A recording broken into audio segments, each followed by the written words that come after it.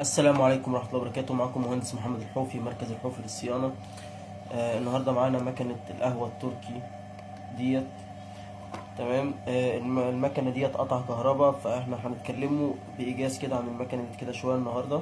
قبل ما نبتدي الفيديو أتمنى من كله يعمل لايك، أتمنى من كله يعمل فولو. لو في أي حد عنده استفسار عن أي حاجة يشرفني بالسؤال ونبتدي الفيديو بتاعنا. المكن القهوة التركي ده يا جماعة، طبعا هو يعني احنا كنا عملنا قبل كده فيديو من فترة عن مكنة برضو كان فيها نفس المشكلة. تمام. المكن دوت نازل، للأسف المكن ده مش عملي زي ما الناس متخيلة. المكن ده الميزة ان هو بيعمل قهوة، بيعمل الوش ويفصل لوحده، يعني نوع من الرفاهية ملوش أي داعي. تمام.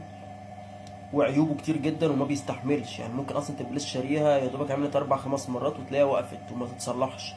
والتصليح فيها مش مجدي، يعني تتصلح وتعمل عيوب تاني، تتصلح وتعمل عيوب تاني، الا بعض الانواع المعينه وغاليه جدا.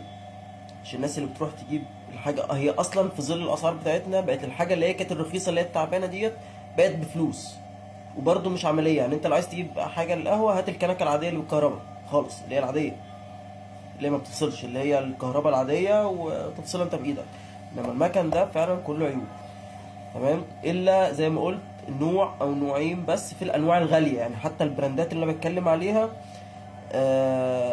الموديلات الرخيصة منها مش حلوة برضو. يعني هي فيها يعني موديل معين في البراند معين، فاهمني كده. فيعني المكنة ديت احنا طبعا فكيناها اهي. مكنة زي ما احنا شايفين، يعني بوردتها بوردة عبيطة ما فيهاش حاجة، وواصلة بكابل داتا اهوت.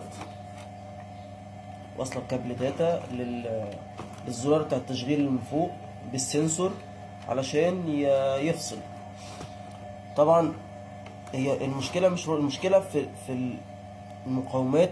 في مقاومات هنا طبع، للأسف المقاومات دي اللي بتبوظ، وبيبقى ان انت تحط بدلها اللي هي زي مش عارف نوصلكوا ازاي، اللي هي العادية، المقاومات العادية بتاعتنا ما بتطلعش مظبوطة.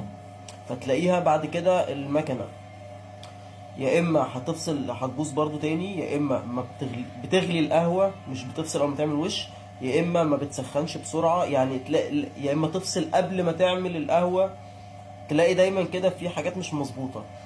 فيعني احنا دايما بنحاول نوصلها اقرب ما يكون، بس ما بتبقاش، يعني انا بحكم الاعطال الياما اللي جات لي في المكن دوت، التصليح فيه فعلا مش مجدي زي ما الناس متخيله. الا ساعات بتيجي، يعني ساعات يجي اي سي بايظ بيتغير ويشتغل تمام. ساعات السنسور ساعات بنلاقوا له بديل، انما في عيوب كتير في البوردات بتاعتها، في الايسات اللي هي الصغيره الطبع ديت ما بتبقاش للاسف لها حل. فيعني ده انا حابب بس يعني اتكلم عن المكن ده علشان الناس ما تروحش تهدر فلوس في المكن ده، ومعتبر ان هو، لان طبعا احنا عارفين الموضه بتاعت الكورنر كافيه عندنا، كافيه كورنر قصدي، معلش. في الشقه والعبطه ديت، ويروح يشتري مكنه زي ديت وفرحانين بيها، هي هتعمل كوبايتين قهوه وبعدين تقعدوا تتفرجوا عليها، تعملوها فازه يعني تحطوها في النيش ولا اي حاجه. تمام. فانا بالفعل احنا صلحنا المكنه ديت وجربناها على المقاومه اللي احنا عملناها واشتغلت. بس هتقعد قد ايه؟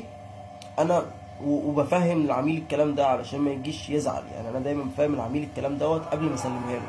بس انا حبيت اتكلم عن المكن ده علشان الناس تبقى عارفه هي بتشتري ايه وما يروحش يرمي فلوس في اي حاجه وخلاص.